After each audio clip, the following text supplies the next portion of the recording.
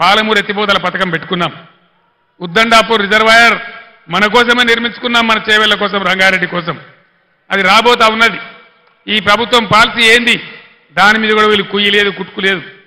కాబట్టి దయచేసి నేను మీ అందరినీ కోరేది, గత అనేక సంవత్సరాలుగా 35-40 సంవత్సరాలుగా బలహీన వర్గాల కోసం తన జీవితాన్ని దారబోసి, తన ఆస్తిని దారబోసి, ఆర్గనైజ్ చేసి బలహీన వర్గాలకు బిడ్డగా ఉన్నటువంటి మన జ్ఞానేశ్వర్ గారు మీ అందరికీ సుపరిచితులు. ఈ జిల్లాలో జిల్లా పరిషత్ చైర్మన్గా చేసినారు. మీ అందరికీ సేవలు కూడా అందించినారు. మీ అందరికీ నేను ప్రార్థించేది, ఇంతకుముందే కొందరు పెద్దలు చెప్పినారు, జ్ఞానేశ్వర్ గారు కూడా చెప్పినారు. నిన్న ఒక పెద్ద మనిషి మాట్లాడినాడు, మీకు బీసీలకు దమ్ముంటే, బీసీలకు పౌరుషం ఉంటే కాసాని జ్ఞానేశ్వర్ని గెలిచించి చూపియండి అన్నాడు.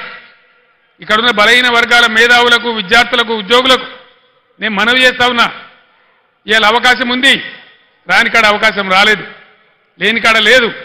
ఉన్న కాడ ఒక బీసీ అభ్యర్థి ఉన్నాడు కాబట్టి, సమర్థుడు సీనియర్ నాయకుడు ఉన్నాడు కాబట్టి, ప్రజాసేవ చేసే గుణమున్న వ్యక్తి ఉన్నాడు కాబట్టి ఖచ్చితంగా కాసాని జ్ఞానేశ్వర్ గారి గెలుపు బీసీల అభివృద్ధికి మలుపు అని చెప్పి నేను మనవి చేస్తా ఉన్నా.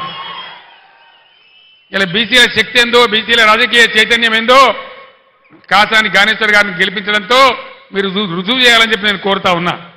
ఆ విధంగా ఏ రకంగా చూసినా ఈ రాష్ట్ర ప్రభుత్వం మెడలు వంచి మీకు ఇచ్చిన వాగ్దానాలు అమలు చేయించాలన్నా, బలహీన వర్గాలకు, బడుగులకు అందరికీ న్యాయం జరగాలన్నా, తెలంగాణ రాష్ట్రాన్ని మళ్ళా బ్రహ్మాండంగా ముందుకు తీసుకుపోయే పద్ధతులకు దారులు పడాలన్నా ఖచ్చితంగా ఇవాళ బీఆర్ఎస్ పార్టీ గెలవాల్సిందే. నేను ఈ రాష్ట్ర ప్రభుత్వాన్ని హెచ్చరిస్తా ఉన్నా, ధాన్యం వచ్చింది, రాష్ట్రంలో అక్కడక్కడ వర్షాలు పడతా ఉన్నాయి. మీరు తడిసిన ధాన్యం కూడా ఒక గింజ లేకుండా